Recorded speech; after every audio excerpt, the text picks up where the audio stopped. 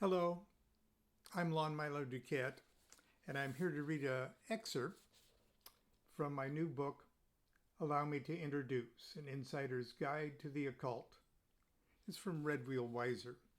The book's actually a collection of over 30 years of my introductions and prefaces and forewords to other people's books.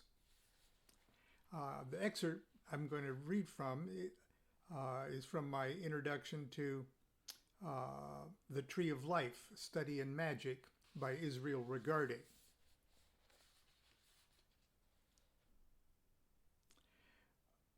When I'm flying, I always like to talk to the people sitting next to me on the plane. I like to hear about their lives, and sometimes they ask me what I do, and sometimes I actually tell them. Obviously, I'm not a shy person, and on long flights, I enjoy talking to people seated next to me on the plane and learning about their lives. They, in turn, inquire about me and what I do, and I'm always happy to make the attempt. I write, and I'm flying to, well, wherever, to lecture about one of my books. Oh, really? What kind of books do you write? This is when I agonize as how best to respond. I try to be truthful, but people can be superstitious and fearful, and not everyone will be enriched by exposure to things that disturb them for one reason or another. Why spoil the few hours we have together? Perhaps it's best to change the subject to pleasant things in life we have in common, like movies or food or bragging about how well our children or grandchildren are doing. But I almost always take the bait and end up saying something like, well, my newest book is about magic, tarot cards, and the Hebrew Kabbalah. Dead silence. Blank stare. Or if I'm lucky, they change the subject. If I'm not lucky, they become actually interested and ask, magic? Oh, that sounds interesting. Tell me about magic. It's a well-known fact of life that there is no such thing as Magic 101. Even on a 14-hour flight to Beijing, it's impossible to properly introduce anyone to magic. But do I ever learn? No.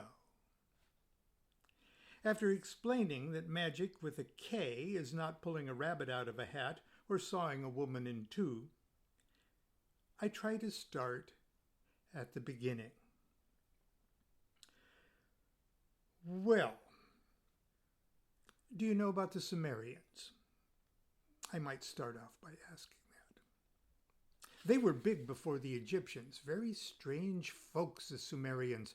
Well, they saw everything in life as a hierarchy of natural forces that they identified metaphorically as gods, angels, and demons, which they attempted to influence and control. They organized this unseen population in anal retentive detail according to their understanding of elements, planetary spheres, zodiac signs, blah, blah, blah, blah, blah, blah, blah. Oh, you've probably heard of the Egyptian Book of the Dead, right? Well, that was really cool. Sort of a state-of-the-art how-to manual that taught how to actually manipulate frequencies of consciousness as we pass through phases of the death coma. Blah, blah, blah, blah, blah. The Greeks figured out that existence, time, space, and everything are merely aspects of consciousness. Blah, blah, blah, blah, blah, blah.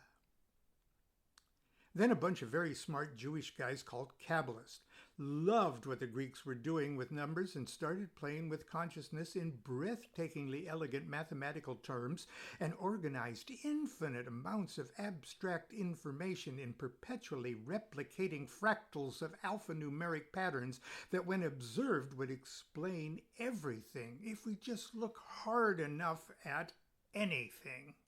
Blah, blah, blah, blah, blah.